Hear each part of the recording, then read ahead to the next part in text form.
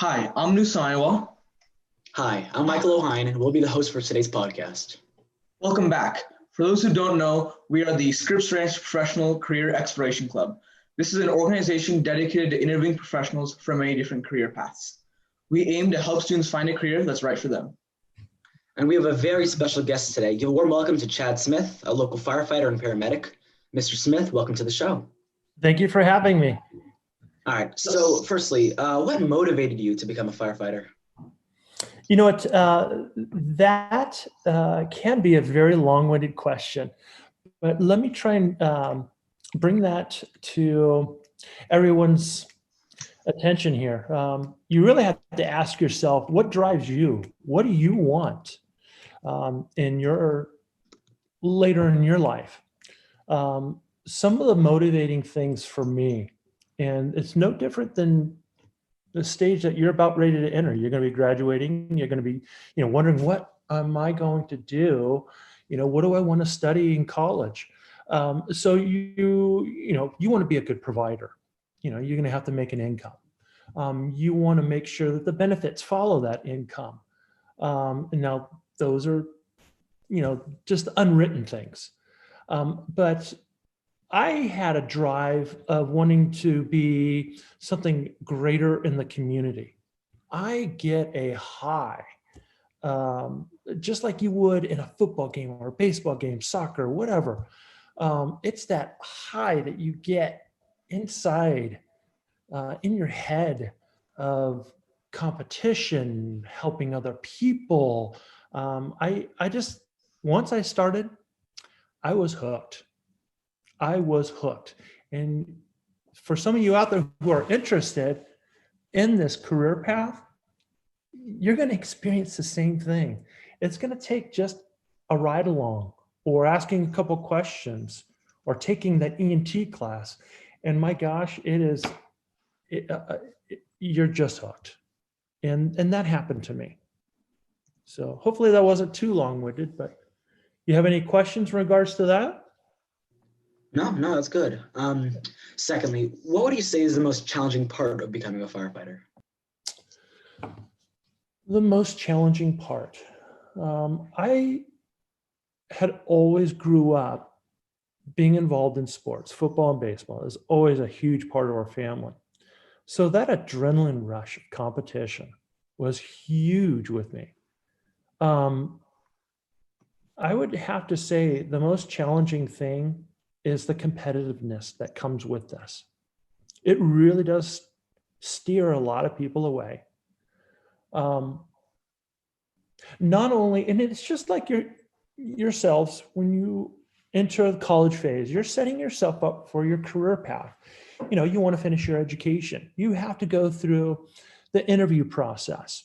And you have to, your first job out there may not be the first job or the job that you want for your career, but you're going to take it to build experience.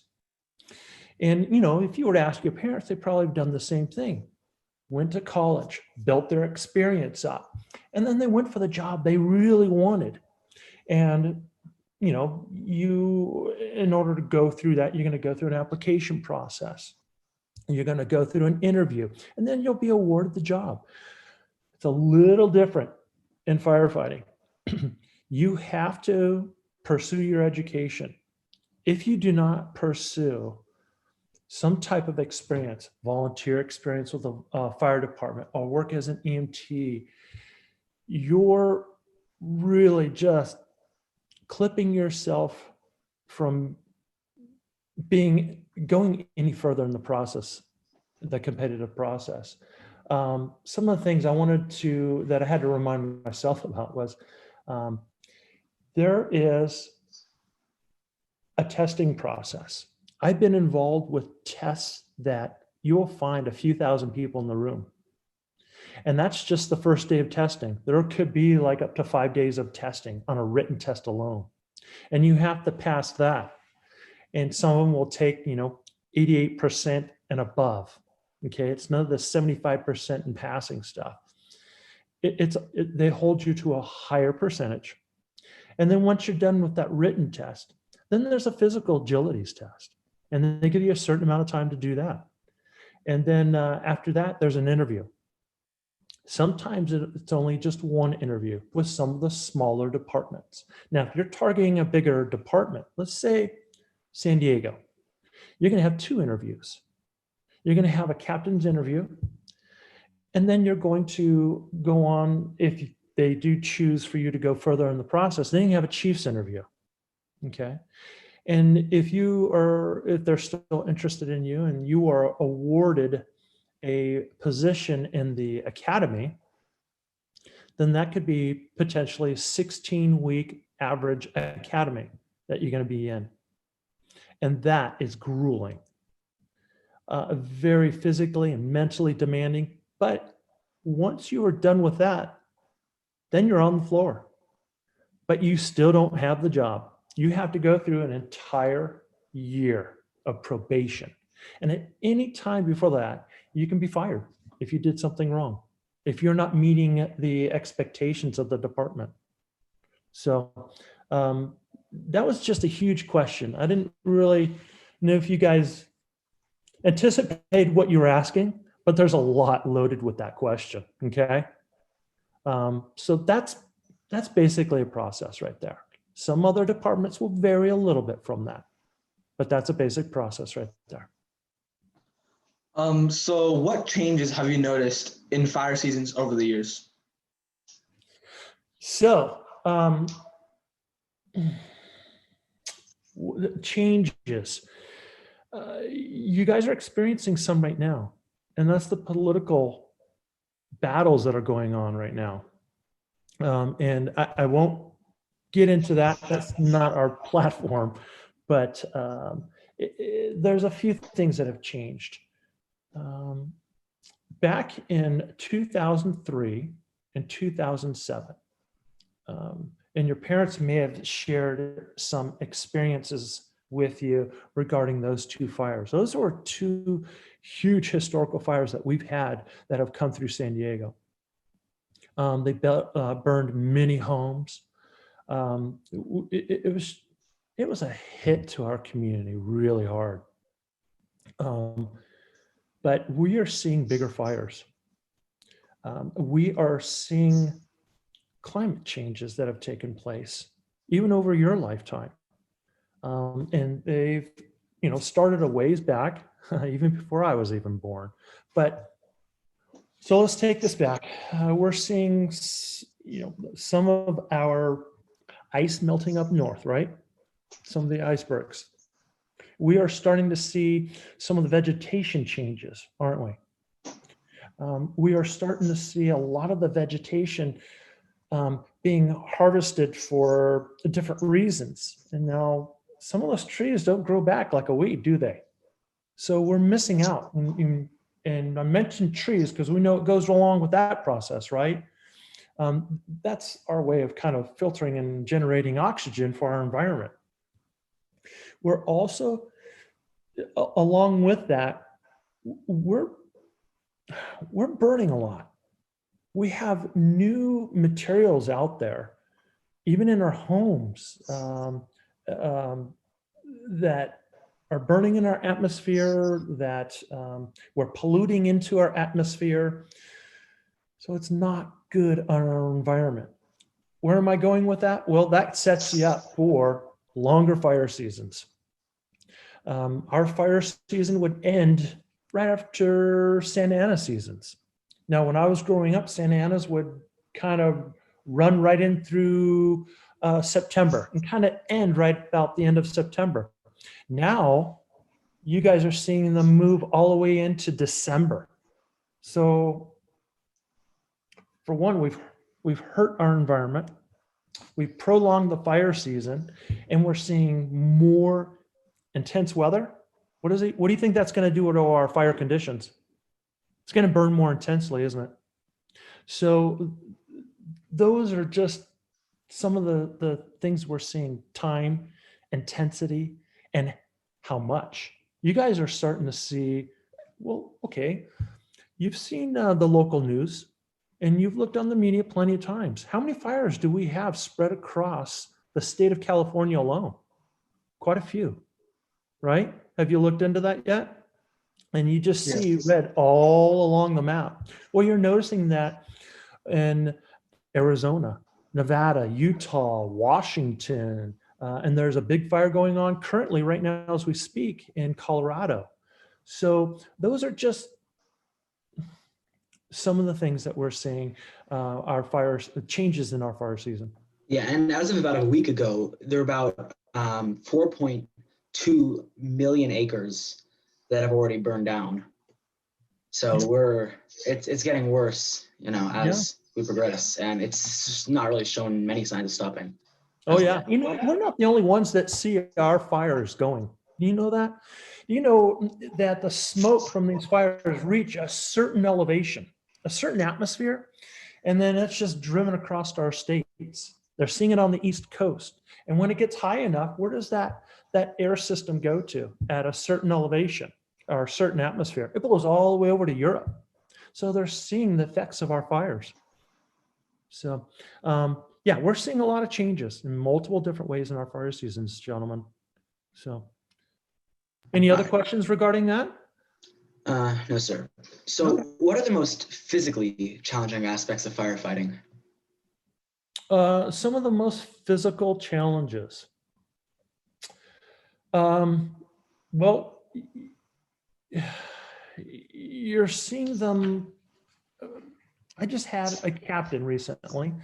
2 weeks ago, I was involved with a structure fire, and he couldn't see in his environment.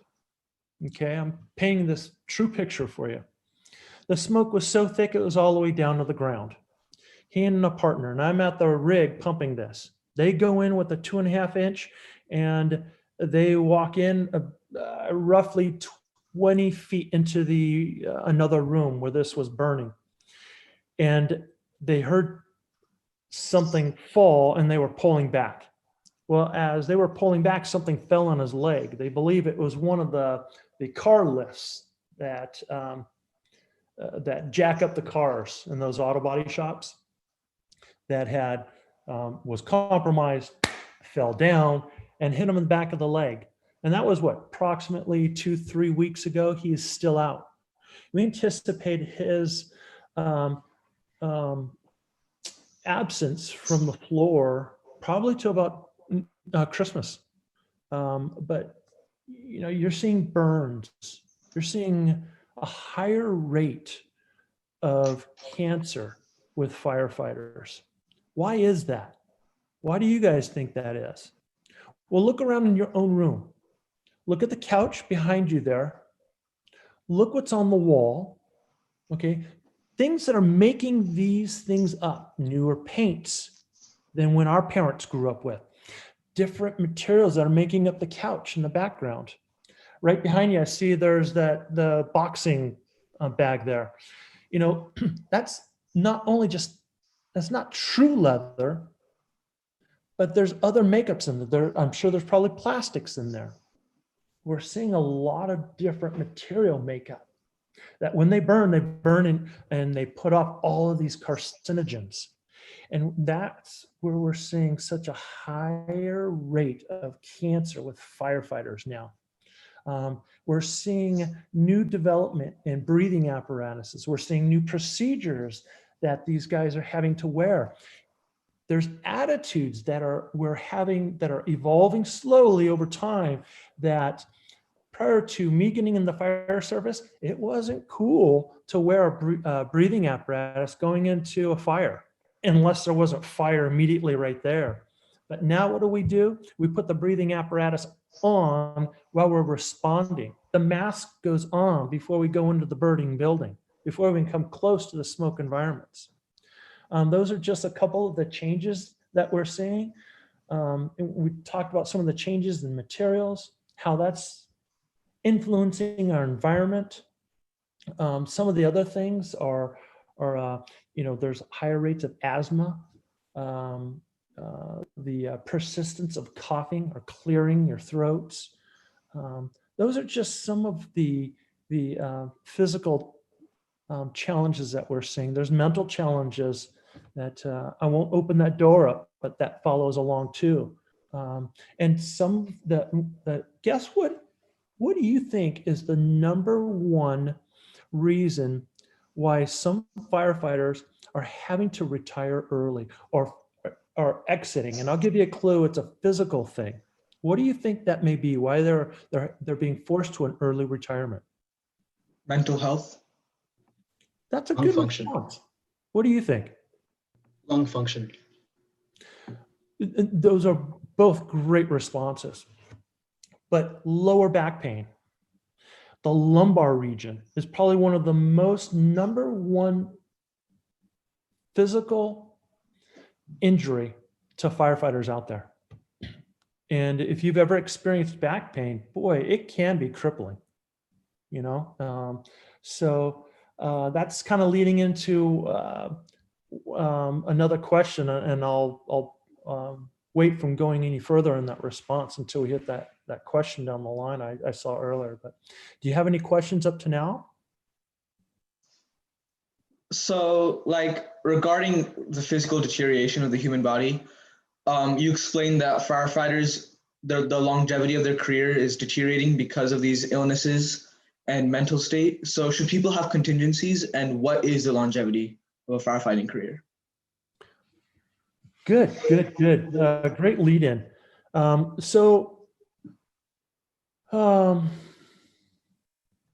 Longevity of a firefighter could, you have some, unfortunately, who are coming up shy of their 30 years. And that's kind of the term of a firefighter's career, roughly 30 years.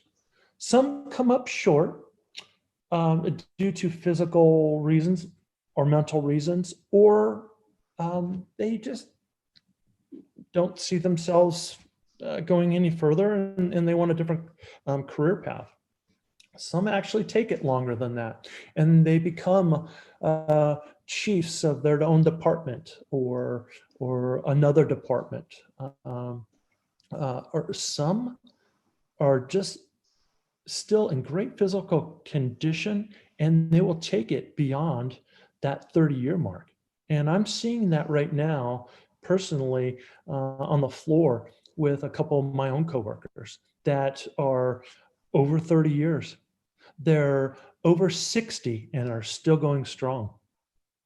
So it's different for everybody, but what creates longevity? Mental health and great physical condition.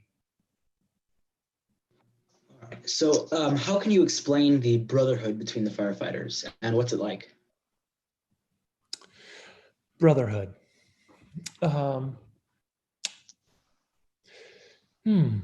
If I can, let me ask you two, are you involved in any sports right now?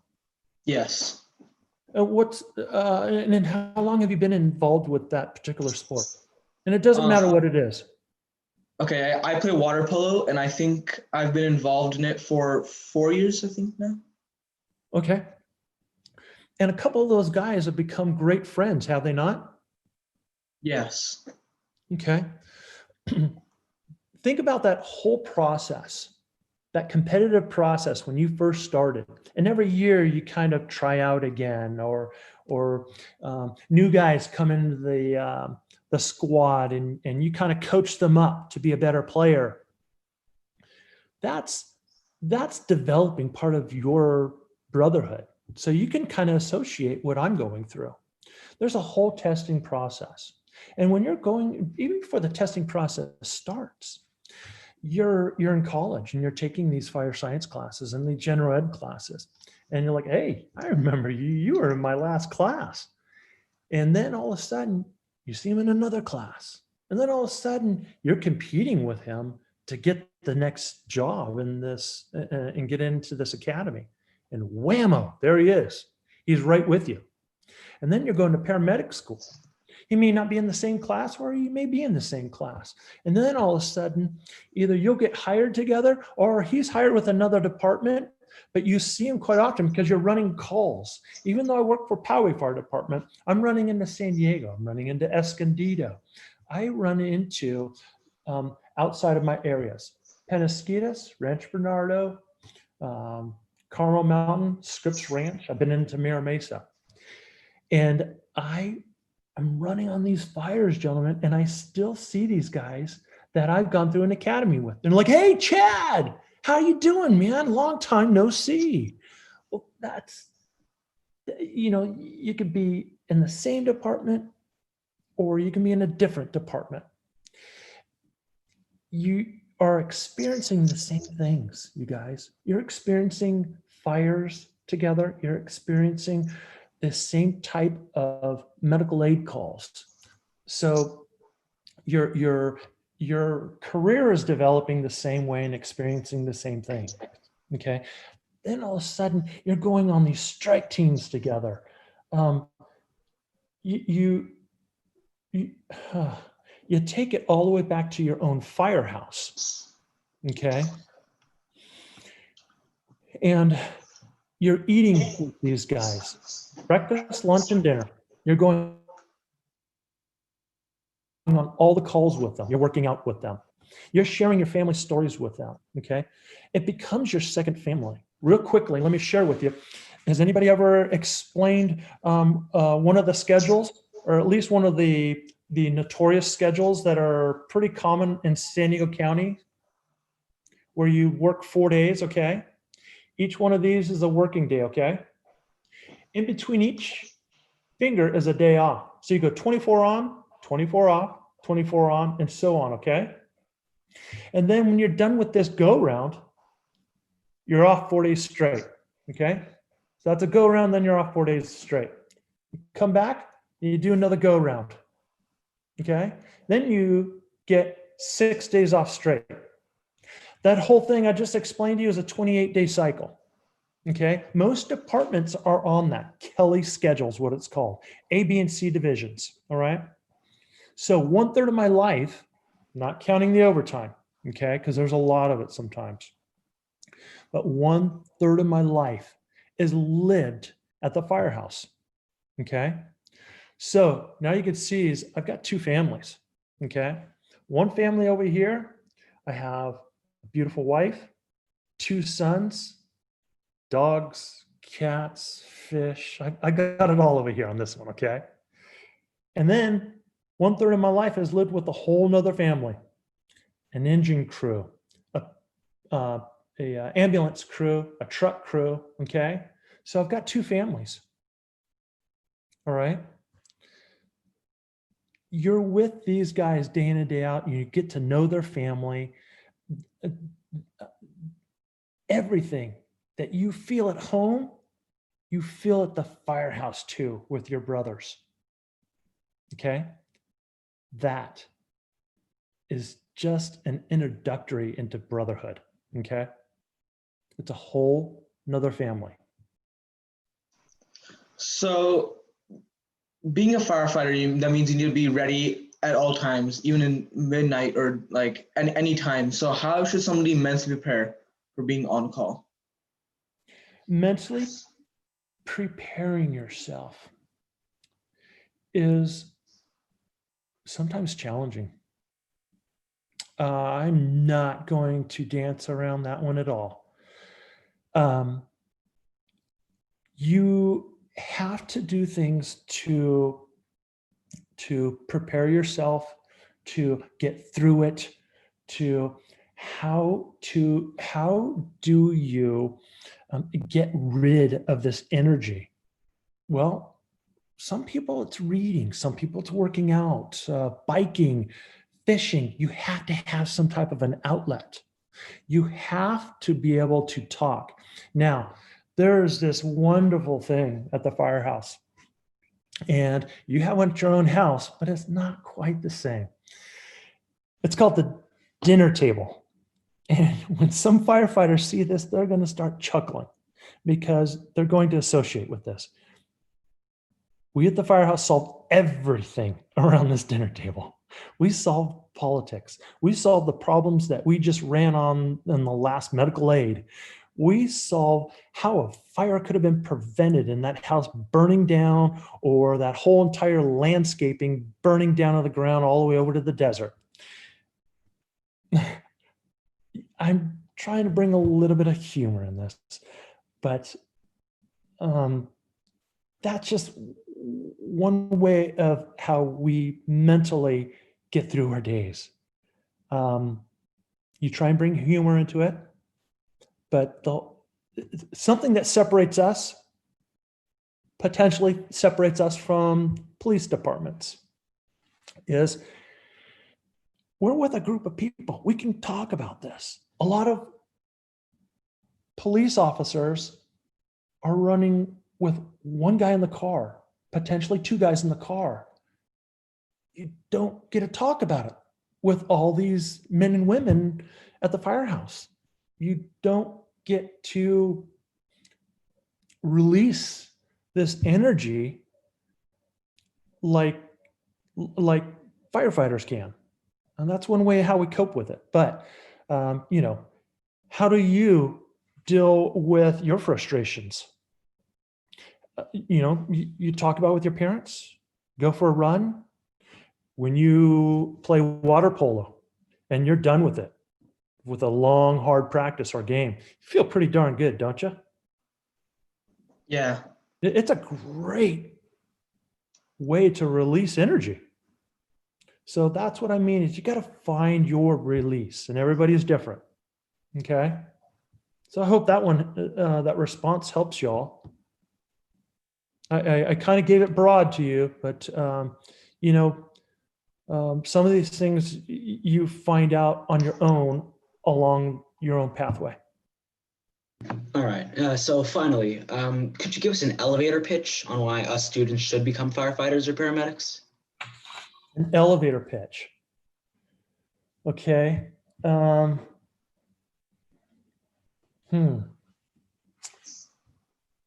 You've got to ask yourself, what type of role do you want to play in our community? What kind of community do you want? Do you want to try and solve things in your community? Do you want to be a standout? Do you want to be, and I love being a quiet standout. I don't like attention coming to me. But when you do something good for a family, wow, and they turn around and they bring you a gift, or they write your chief a letter, and they write in that letter is your name right there. But when they come back and show their appreciation, that's pretty strong. That hits the heart. You know that you've touched somebody. And that's a powerful feeling, gentlemen. Do you think you'll get that? And I won't name particular job titles, and you guys can pick 5 job titles out of there. And out of those 5 that you pick, do you think that something would happen like that out of those job titles? Not too often. Okay. Being a firefighter is something great for your community, and it is so rewarding. So I can go on and on, gentlemen, but I'll give you that quick little elevator version. Okay. Is there any other questions that you may want to have, or? All set. Okay. So, Mr. Smith, that was such an insightful interview.